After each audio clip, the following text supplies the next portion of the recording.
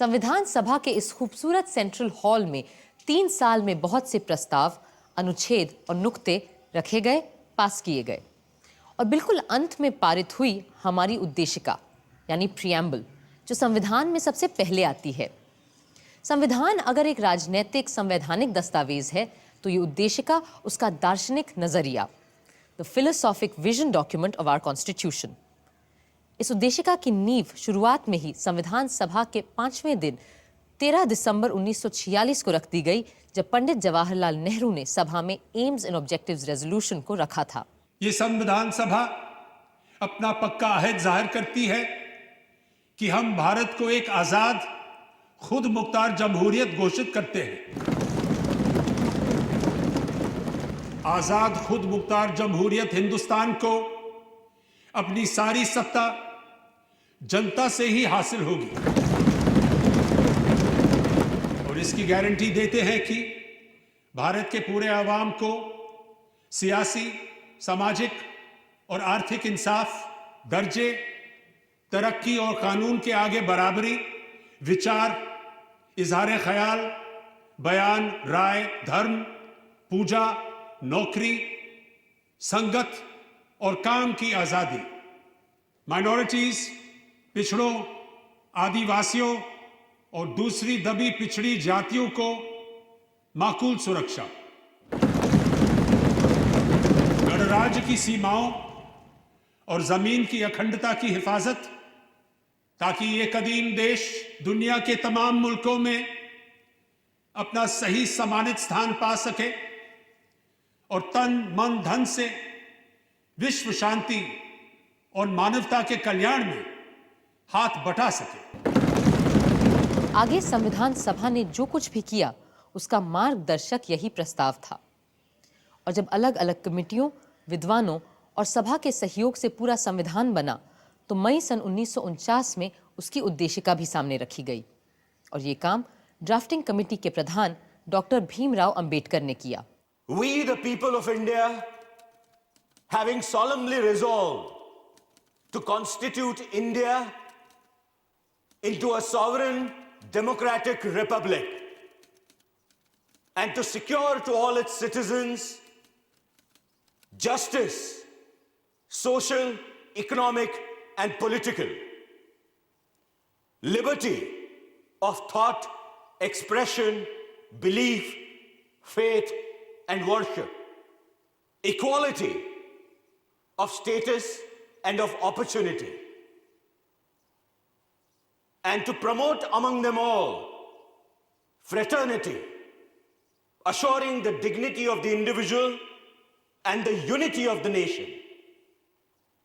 In our Constituent Assembly, this 26th day of November 1949, do hereby adopt, enact and give to ourselves this Constitution.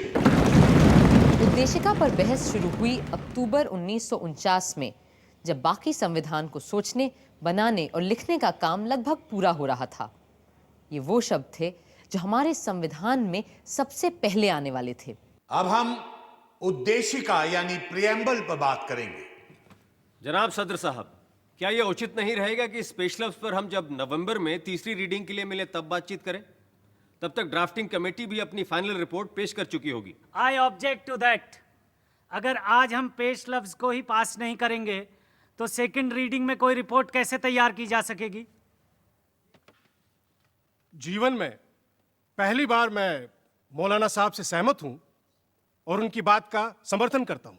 हमें पूरे संविधान को ही दूसरे पाठ में पास करना है और प्रियम्बल भी संविधान का ही एक हिस्सा है। इसलिए उद्देशिका को अब हम टाल नहीं सकते, लेकिन मुझे लग रहा है कि हसरत मोहानी साहब का अमेंडमेंट अहम है, जिसमें इन्होंने कुछ नए मुद्दे उठाने की कोशिश की है। इसलिए वे अपना संशोधन पहले पेश कर सकते हैं। मेरे 3 अलग अलग अमेंडमेंट्स हैं। पहला ये कि हमें प्रीएम्बल में लफ्ज सॉवरेन डेमोक्रेटिक रिपब्लिक के बजाय अ सॉवरेन फेडरल रिपब्लिक या अ सॉवरेन इंडिपेंडेंट रिपब्लिक लिखना चाहिए। लेकिन मेरे दोस्त डॉक्टर अंबेडकर ने बड़ी मक्कारी से दो अहम अल्फाज फेडरल और इंडिपेंडेंट को हटा दिया है और उनकी जगह वो डेमोक्रेटिक लफ्ज ले आए हैं। सर मैं एक पॉइंट ऑफ ऑर्डर उठाना चाहता हूं कि अगर ये संशोधन पारित किए गए तो इसका नतीजा ये होगा कि हमें पूरे संविधान को ही दोबारा से लिखना पड़ेगा। हाँ, पर जिम्मेदार कौन है इसके लिए? मैंने शुरू में ही आप लोगों को रोकने की पुरजोर कोशिश की थी। मैंने तभी कहा था अगर आप हिंदुस्तान के मुस्तकबिल का फैसला लिखने जा रहे हैं तो पहले तय कर लीजिए कि किस किस्म के आइन का तसव्वुर कर रहे हैं। मौलाना हसरत मोहानी के 2 संशोधन पारित नहीं हो पाए मगर वो अड़े रहे। अब मेरा तीसरा अमेंडमेंट, मेरी तजवीज़ है कि लफ्ज़ सॉवरेन डेमोक्रेटिक रिपब्लिक की जगह हमें union of Indian socialist republics कहना चाहिए, यानी बिल्कुल यूएसएसआर की तर्ज पर UISR। क्या आप सचमुच चाहते हैं कि हमारा संविधान यूएसएसआर की तर्ज पर बनाया जाना चाहिए? लफ्ज़ सोवियत सुनते ही मेरे कुछ दोस्तों के कान खड़े हो जाते हैं और वो कहते हैं कि ये मौलाना तो सोवियत सरकार का एजेंट है।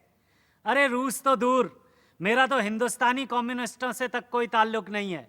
मैंने उनका साथ कब का छोड़ दिया, क्योंकि एक मर्तबा इन्होंने ये बयान जारी करने की गलती कर डाली थी कि हमें अंग्रेज़ों का साथ देना चाहिए ताकि हम मिलकर हिटलर से मुकाबला कर सकें। मैंने उसी वक्त कह दिया था, anybody who helps foreign government, specially the British government, under any terms for any motive, I say he is wrong. मौलाना साहब, हम यहां आपकी जिंदगी की दास्तान पर नहीं, हिंदुस्तान के आइन पर बात करने बैठे हैं। आप बस अपने अमेंडमेंट पर बोलिए। जैसा आप मुनासिब समझे। मेरी इस असेंबली से और डॉक्टर अंबेडकर से बस इतनी गुजारिश है कि वो सारी सियासी माइनॉरिटीज़ को उसी हमदर्दी की नज़र से देखें जैसा सोवियत यूनियन ने अपने यहाँ किया है। इसी के साथ मैं अपना अमेंडमेंट मूव करता हूँ और डॉक्टर अंबेडकर से गुजारिश करता हूँ कि वो इसे कबूल कर लें। मौलाना हसरत मोहानी जितने कोमल शायर थे उतने ही तीखे वक्ता, पर उनके बाकी सारे संशोधन प्रस्ताव भी नामंजूर कर दिए गए। मगर दूसरे सदस्य भी आसानी से मानने वाले कहाँ थे, खास करके श्री HV कामत, जो हमारी उद्देशिका में भगवान को ले आना चाहते थे। I move the following phrase to be substituted for the proposed preamble. In the name of God, we, the people of India. Sir, the amendment is already there in the first line. My amendment means, in the name of God, we do this and that. No long speech is needed to commend this motion. Sir, if Mr. Kamat's amendment is accepted, that would amount to compulsion in the matter of faith. Freedom of faith is a fundamental right. According to the Constitution, a man has right to believe in God or not. Therefore, this amendment should be ruled out. Though I am myself a strong believer in God. Sir, may I move an amendment to that of Shri Kamath? That instead of in the name of God, would he be pleased to accept in the name of the goddess? Sir, it is not a matter of laughter with me. I believe in a goddess. I belong to Kamrup, where the goddess Kamakhya is worshipped. Sir, God includes goddess as well. Sir, if we bring in the name of God at all, we should bring in the name of the goddess also. See, in my opinion, this amendment should not have been brought. But as it has been brought, this is my point of view. Now I have to put the amendment moved by Mr. Kamath to vote. Mr. President, the flame of God is invoked by every nation upon earth. And God is an impartial entity, and he should be allowed to remain so. With these words, I appeal to Mr. Kamath not to put us into any embarrassment of voting upon God. I claim a division. Sir, I want a division on this question. I also want a division. There is no alternative left to me. Those in favor may raise their hands. Those opposed may raise their hands. No. The amendment is rejected. Sir, this is a black day in our history. God save India. भगवान के अलावा महात्मा गांधी का भी मुद्दा था, जो अपने भक्तों के लिए किसी भगवान से कम नहीं थे। Sir, I beg to move कि उद्देशिका में निम्नलिखित को बदल दिया जाए। सर्वशक्तिमान भगवान जिनके प्रताप और मार्गदर्शन में हमारे राष्ट्रपिता महात्मा गांधी ने देश का नेतृत्व किया और हमें गुलामी से आजादी की ओर ले गए। I oppose the amendment. मैं नहीं चाहता कि महात्मा गांधी का नाम हमारे संविधान में लिया जाए, क्योंकि यह संविधान गांधीवादी है ही नहीं। हमें अपने राष्ट्रपिता का नाम बहुत सोच समझकर ही इस्तेमाल करना चाहिए। यह उनके प्रति सम्मान और प्रेम का ही सबूत होगा अगर हम उनका नाम संविधान में ना ही घसीटें। आदरणीय आचार्य कृपलानी जी की अपील पर मैं अपना संशोधन प्रस्ताव वापस लेता हूं। बात सिर्फ ईश्वर या बापू के नाम की ही नहीं थी। कई लोग बहुत से नए शब्द और विचार उद्देशिका में लाना चाहते थे जो कम महत्व के नहीं थे।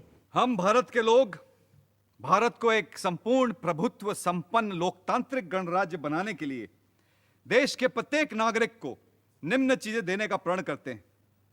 1. जीवन यापन का यथोचित मौका। 2. मुफ्त और लाजमी शिक्षा। 3. मुफ्त दवा इलाज।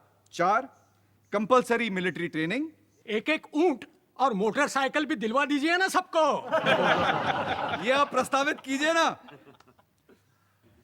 सर, धर्मनिरपेक्ष यानी सेकुलर शब्द को हमारे संविधान में जगह ही नहीं मिली, जबकि हमारे कई राष्ट्र नेताओं ने कई बार इस शब्द पर बहुत जोर दिया है। मैं कहता हूं कि हमें इस शब्द को अपने प्रीएम्बल में शामिल कर देना चाहिए, क्योंकि इससे माइनॉरिटीज के दिल को संबल मिलेगा और साथ ही में वो जो लोफरगिरी हमारे पॉलिटिक्स में घुस आई है वो भी थोड़ी कम हो जाएगी। सर, मैं एक और शब्द पर जोर डालना चाहूंगा और वो है समाजवाद, सोशलिज्म। मेरा पक्का विश्वास है कि भारत का भविष्य समाजवाद में ही है और मुझे समाजवादी समाज में पूरा यकीन है। संपूर्ण प्रभुत्व संपन्न यानी सॉवरेन शब्द हमारी उद्देशिका में आया है, पर आप मुझे बताएं, जो संघ व्यक्तियों का समूह हो वो संपूर्ण प्रभुत्व संपन्न कैसे हो सकता है? इसलिए मैं प्रभुत्व के विचार के ही खिलाफ हूं।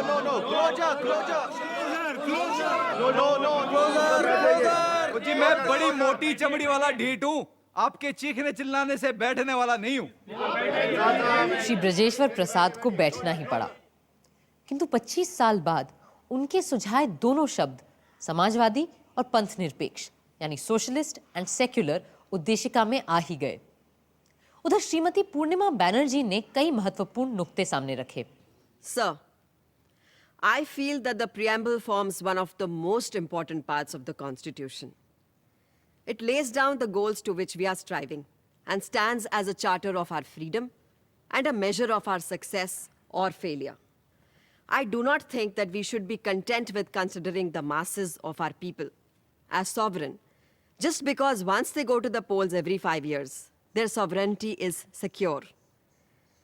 I feel that in the preamble, mention of that sovereignty should be made.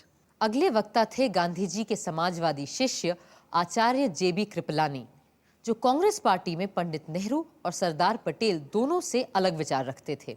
Mr. President, like a seasoned host, you have reserved the choicest wine for the last. हालांकि इस प्रियम्बल पर बहस शुरू की ही बैठकों में होना ज्यादा सही होता, क्योंकि यह संविधान की तमहीद है। इस तरह हमें प्रियम्बल सतर्क कर पाता कि कहीं हम इसके बुनियादी उसूलों से हट तो नहीं रहे हैं। इस सभा में रोज दर रोज और हफ्ता दर हफ्ता बैठकर मैंने यह महसूस किया है कि हम इस उद्देशिका के बुनियादी उसूलों को भूलकर अक्सर भटकने लगते हैं। Yes, we get distracted. ये उसूल वैसे तो कानूनी या संवैधानिक उसूल नहीं है, बल्कि आत्मिक और सैद्धांतिक हैं। अब जमहूरियत या जनतंत्र को ही ले लीजिए। What exactly is democracy? जनतंत्र एक इशारा है इंसान की बराबरी का, भाईचारे का, and it encompasses the great humane principle of non-violence. और अगर इसका आम फहम मतलब निकालें then democracy is an institution where instead of breaking heads, we simply count them. Sir फोड़े नहीं, गिने जाते हैं. सियासी रूप से आज हम एक जमहूरियत हैं, लेकिन आर्थिक रूप से हम ऐसे अलग अलग वर्गों में बंटे हुए हैं जिनकी सीमाओं को लांघना नामुमकिन सा हो जाता है. मेरा भी यही मानना है कि लोकतंत्र में जाति प्रथा का कोई स्थान हो ही नहीं सकता. लिहाजा हमें जात पात और वर्ग वर्ण को खत्म करना ही होगा, वरना हम कभी जनतंत्र की शपथ नहीं उठा पाएंगे. 3 साल बाद भी हमेशा की तरह नजीरुद्दीन अहमद साहब का स्वर विरोधी ही रहा. I would like to submit, sir, that the success of a democracy depends on its actual working and has nothing to do with what is stated in the preamble or the constitution.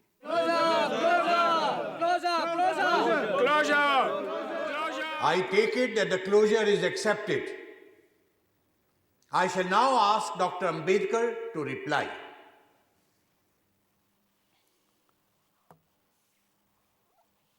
Sir, the point in the amendment which is supposed to make it different from the preamble drafted by the drafting committee lies in the addition of the words, "the people from whom is derived all power and authority." So why don't you accept it? Those members of the House who are worried should not separate the other parts of the amendment from the closing words. We, the people of India, in our Constituent Assembly, this day, do hereby adopt, enact, and give to ourselves this Constitution. Reading it in that fashion. महोदय, कौन सी जनता? भारत की जनता? उनका तो सवाल ही नहीं उठता. यहां केवल संविधान सभा के सदस्यों की बात हो सकती है. I would like the honorable members to consider a portion of preamble of the Constitution of the United States. We, the people of United States, do ordain and establish this Constitution for the United States of America. As most members know, that Constitution was represented by a very small body.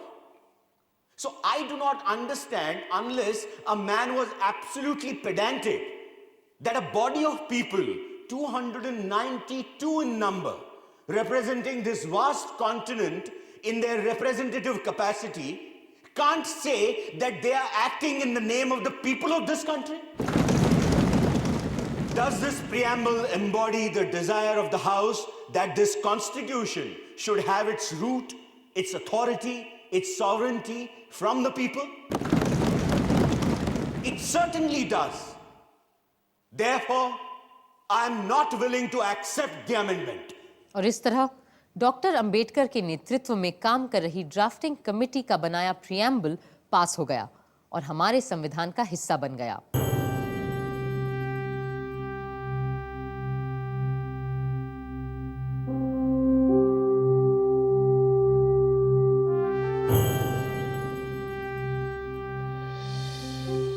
साल की अथक मेहनत रंग ला रही थी और सदियों से अंग्रेजों की गुलामी और राजे रजवाड़ों की दास्ता में बंधा देश आज अपनी मर्जी से अपने बनाए रास्ते पे चलने जा रहा था. जहां खुशी की लहर थी, वहीं थोड़ा डर भी था. जैसा कि डॉक्टर अंबेडकर ने कहा, आजाद होकर हमने हर बात के लिए अंग्रेजों को दोष देने का हक खो दिया है. अब अगर कुछ गलत होता है तो इसके लिए कोई और नहीं, हम ही दोषी होंगे. मगर फिर भी सब आशावान थे और बड़ी भावुक और दार्शनिक भाव से आने वाले कल और अपने संविधान की ओर देख रहे थे. Mr. President, sir, coming as I do from a community that has produced Dr. Ambedkar, I feel proud that his capacity has been recognized now, not only by the Harijans, but by all communities that inhabit India. At one time, dogs and swine might enter the sacred precincts of temples, but the shadow of an untouchable was considered a great abomination.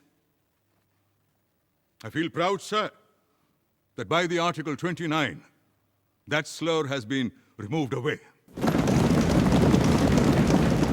In conclusion, I may, on behalf of the members of the Harijans that are present in this house and of Harijans outside, assure you and the August Assembly and the government that we Harijans... Sir, do we not represent the Harijans? We come under the special label of Harijans, sir. On behalf of the Harijans, I may assure you and the future government of India that the Harijans to the last man will uphold the constitution that has been passed by the Constituent Assembly and work it to the very letter and spirit.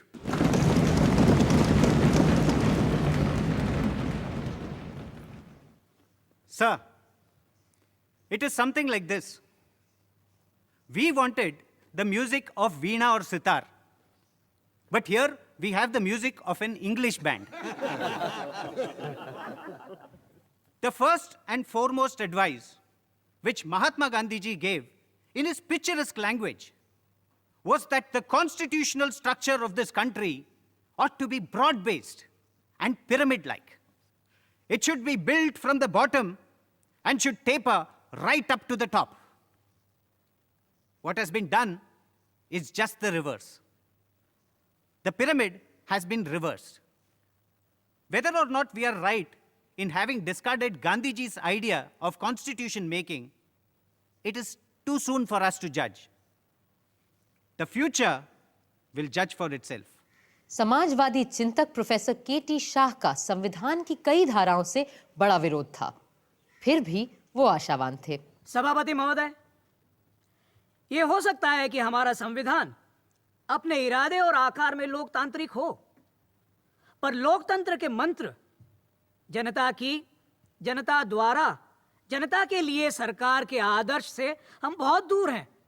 अगर हम संविधान की विभिन्न धाराओं को गौर से परख के देखें, फिर भी ये भी विश्वास है कि सारी कमियों के बावजूद हम इस संविधान को सही तरह बरतें तो निकट भविष्य में ना सही 5-10 बरस के अंदर हम देश में सच्चा लोकतंत्र स्थापित कर सकेंगे। तभी देश की जनता इस देश की सच्ची शासक बन पाएगी। सदर साहब, संविधान सभा ने सबसे बड़ा खतरा हर वयस्क को मताधिकार देकर मोल लिया है। मैं ये भी बता दूं कि मैं इसे खतरा क्यों कह रहा हूं। हमारे देश की 85% जनता अनपढ़ है, मगर सदर साहब फिर भी मैं कहूंगा कि हमने ये खतरा सही अपनाया है, सोच समझ के ये दांव लगाया है, क्योंकि बिना हर वयस्क को मताधिकार दिए हमारा प्रजातंत्र बिल्कुल निरर्थक साबित होता।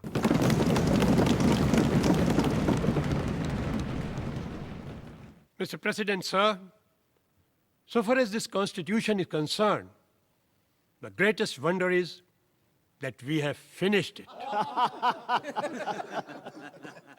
The greatest defect with the drafting committee, however, was that their minds were continually changing. In fact, these changes were so apparent and so persistent and almost of such daily occurrence that these have resulted in many contradictions. I should submit that the Constitution is so badly drafted that it will be a lawyer's paradise. I suppose I must come to a close. I owe some apology to this House for criticizing the the drafting committee in this manner. But thanks are also due to the drafting committee for the troubles that they have been put to. तारीफ और आलोचना का सिलसिला अगले दिन भी चलता रहा, पर संविधान के कटु से कटु आलोचक भी इतने बड़े काम को अंजाम देने वालों की तारीफ ही कर रहे थे। अध्यक्ष महोदय, जो लोग इस बिना पर, इस संविधान पर अपने आपत्ति जाहिर कर रहे हैं कि इसे एक ही पार्टी ने तैयार किया है, मैं सिर्फ यह कहना चाहूंगा कि वे उन प्रोविजंस की ओर ध्यान दें जो संविधान के संशोधन के बारे में फ्रेम किए गए हैं। तब उन्हें पता चलेगा कि यदि वे संविधान को बदलना भी चाहे, अगर यही उनकी मंशा हो और इसके लिए वे जनता की पूरी सहमति भी प्राप्त कर सके, तो पूरा संविधान उलट कर सकते हैं। ब्रिटेन के एक संविधान के बारे में एक फ्रांसीसी लेखक ने कहा है, पार्लियामेंट मर्द को औरत में तब्दील करने के अलावा जो चाहे कर सकती है। और इस संविधान के बारे में मेरा भी ख्याल है कि आने वाले लेजिस्लेटर एक मूर्ख को विद्वान में तब्दील करने के अलावा कुछ भी बदल कर सकते हैं। सेठ दामोदर स्वरूप ने भी कई तीखे सवाल किए उस दिन। सभापति महोदय, मुझे क्षमा करें कि मैं कुछ कड़वे सच आपके सामने रखने जा रहा हूं। इस देश के लोग इस संविधान के पास और लागू हो जाने के बाद भी संतुष्ट और सुखी नहीं होने जा रहे हैं, क्योंकि इस संविधान में लोगों के लिए है ही क्या।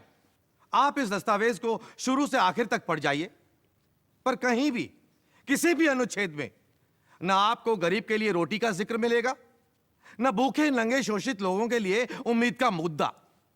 इसके अलावा न इसमें काम और रोजगार की कोई गारंटी दी गई है। सभापति महोदय, यह संविधान पास किए जाने के लायक है ही नहीं। हम ऐसे फौरन कूड़े की टोकरी में फेंक देना चाहिए।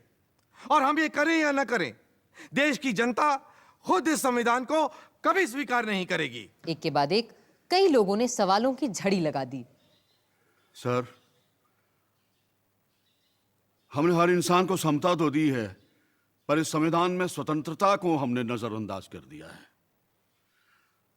मैं यह सोच भी नहीं सकता था कि स्वतंत्र भारत के संविधान में बिना मुकदमे की हिरासत की इजाजत को मौलिक अधिकारों में जगह मिलेगी।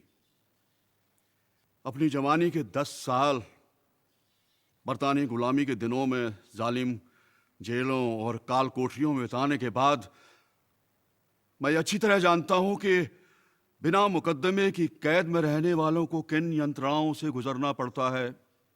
मैं कभी किसी ऐसे प्रावधान का समर्थन नहीं कर सकता। कुछ का कहना था कि संविधान में बहुत सी बेकार की चीजें भी शामिल कर ली गई हैं। Sir, I cannot understand why we had to go to such details as to put in the salaries of high dignitaries of the state, like the president and the salaries of judges in the Constitution. I should like to point out that in the modern world, where money is always changing in value, a sum of rupees 5,000 today may tomorrow be worth only 500 or 5. So in the Constitution, what purpose can it serve by prescribing the exact amount of the salaries? Mr. President, my bitter complaint is that the Constitution is silent about death sentence. I wish we had put in the Constitution that there should be no death sentence. Mr. Chaudhary, you are becoming very serious. I am always serious, sir, but others take me lightly. After all, we are followers of Mahatma Gandhi, who had adopted to some extent the teachings of Jesus Christ. You must not take eye for an eye. You must not take a tooth for a tooth. You must not take a life for a life. Shri Brajeshwar प्रसाद ने तो संविधान का विरोध करने का एक अलग तरीका ही इजाद किया। मिस्टर प्रेसिडेंट, सर, मैं इस कॉन्स्टिट्यूशन को अपना कंडीशनल और आधा अधूरा पूर्ण समर्थन देने के लिए खड़ा हुआ हूं। यदि इसमें हिंदी भाषा और अस्पृश्यता उन्मूलन जैसी चीजें ना होती तो मैं इसका समर्थन कर ही नहीं सकता था। मैं केवल इस बात के लिए संविधान का समर्थन करता हूं कि ये यूनिटरी है, पर फेडरलिज्म, सूबों की एनाटॉमी, पार्लियामेंटरिज्म, एडल्ट फ्रेंचाइज और फंडामेंटलाइज का मैं घोर विरोधी हूं। मेरी ऑनरेबल मेंबर से यह अपील है कि वो अपनी बात जरा धीरे धीरे कहें। तूफान महल की तरह दौड़ दौड़ मत जा। जी, मैं धीरे धीरे ही बोलता अगर सदर साहब मुझे अपनी बात कहने का थोड़ा और वक्त देते।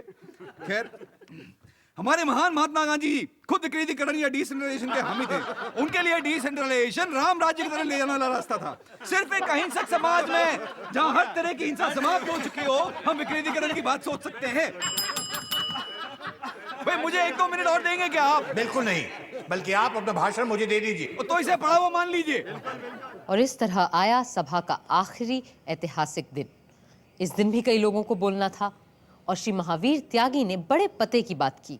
हालांकि मैं हर तरह से इस संविधान की इज्जत और तारीफ करता हूं, मगर फिर भी एक चीज यहां ऐसी है जिसका मुझे बड़ा डर है, और ये डर मुझे उस वर्ग से है जिसे हर जगह लोकतंत्र पैदा करता आया है, और वो है ऐसे लोगों का वर्ग जिनके लिए राजनीति ही उनका जरिया या माश बन जाता है, उनका पेशा, उनका धंधा बन जाता है। अगर हमारा लोकतंत्र भी ऐसे लोगों के हाथ आ गया जिनके पास और कोई काम ही नहीं सिवाय पार्लियामेंट की मेंबरी और मंत्री बन जाने के, तब तो हमारे लोकतंत्र को डूबने से कोई नहीं बचा सकता। इस बात का मुझे पक्का यकीन है।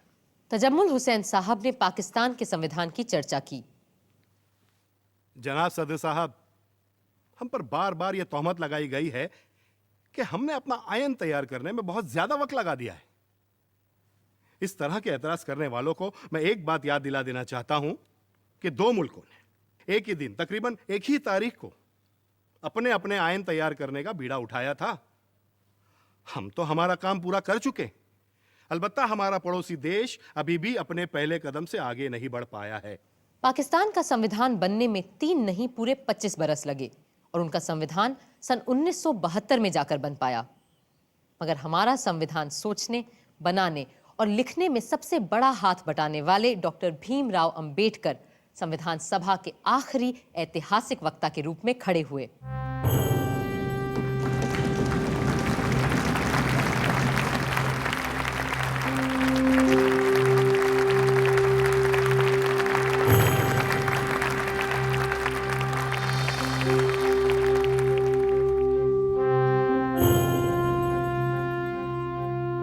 Sir, looking back on the work of the Constituent Assembly, it will now be 2 years, 11 months, and 17 days since it first met on the 9th of December 1946. During this period, the Constituent Assembly has altogether held 11 sessions. These 11 sessions of the Constituent Assembly have consumed 165 days. Out of these, the Assembly spent 114 days for the consideration of the draft Constitution.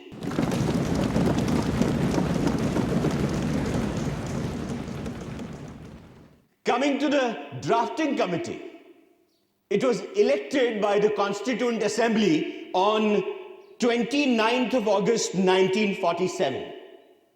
Since August 30th, it sat for 141 days, during which it was engaged in the preparation of the draft Constitution. Mr. Naziruddin Ahmed has coined a new name for the drafting committee. He calls it a drifting committee. Mr. Naziruddin must no doubt be pleased with his hit, but he evidently does not know that there is a difference between drift without mastery and drift with mastery. If the drafting committee was drifting, it was never without mastery over the situation. It was not merely angling with the off chance of catching a fish. It was searching in known waters to find the fish it was after.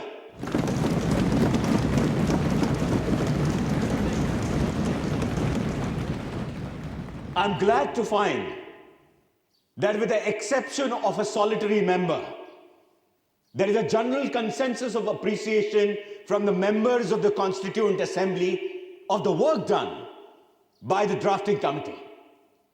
I feel so overwhelmed that I cannot find adequate words to express fully my gratitude to them. I came into the Constituent Assembly with no greater aspiration than to safeguard the interests of the scheduled castes. I had not the remotest idea that I would be called upon to undertake more responsible functions. The credit that is given to me does not really belong to me. It belongs partly to Sir Benegal Narsingh Rao, the constitutional advisor to the Constituent Assembly, who prepared a rough draft of the Constitution. Much greater share must go to Mr. S.N. Mukherjee, the chief draftsman of the Constitution. On the 26th January 1950, India would be a democratic nation, in the sense that India from that day would have a government of the people, by the people, and for the people.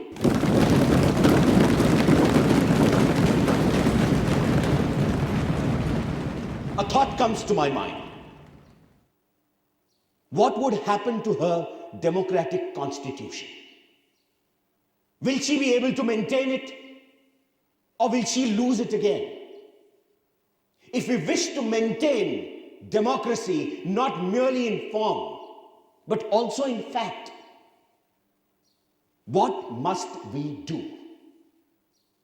The first thing in my judgment we must do is to hold on to constitutional methods of achieving our social and economic objectives. It means we must abandon the bloody methods of revolution. It means that we must abandon the method of civil disobedience, non-cooperation, and satyagraha.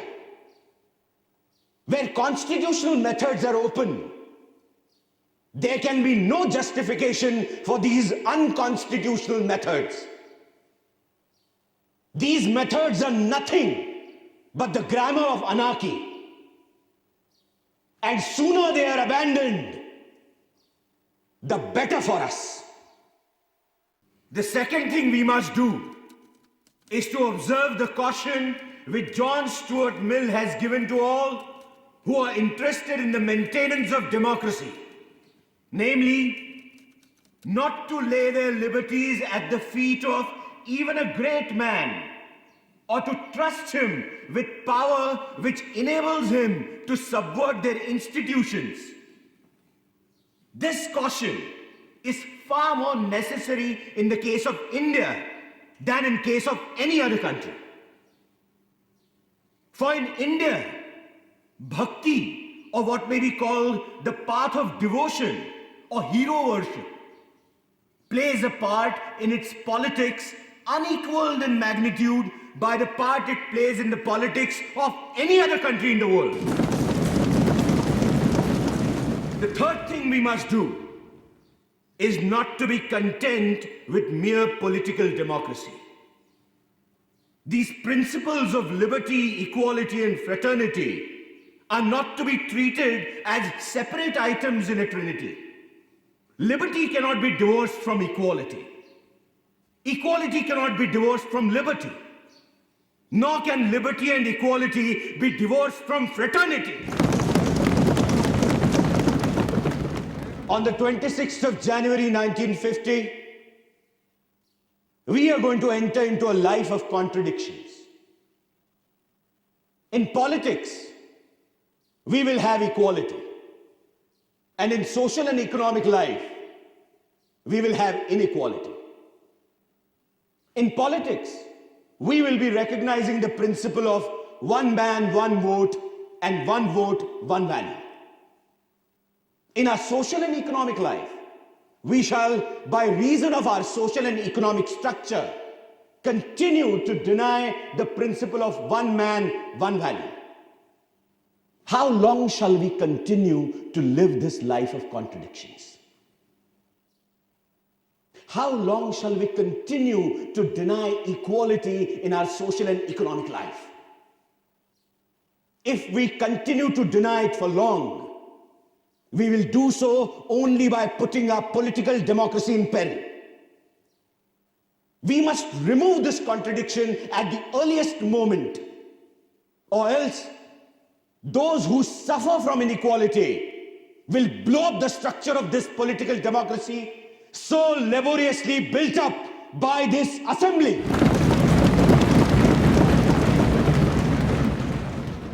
Doctor Ambedkar के बोले गए शब्द आज भी जैसे इस सदन में गूंजते रहते हैं। अब सिर्फ एक काम बचा था, संविधान का अनुमोदन और उस पर सारे सदस्यों के हस्ताक्षर। It now remains to put the motion moved by Dr. Ambedkar to the vote of the House. The question is that the constitutions settled by this assembly be passed. The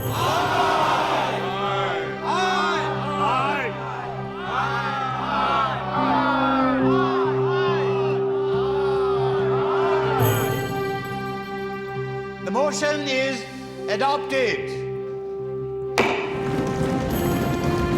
Bharat माता की जय! भारत माता की जय! भारत माता की जय! भारत माता की जय! वंदे मातरम! वंदे मातरम! वंदे मातरम! महात्मा गांधी की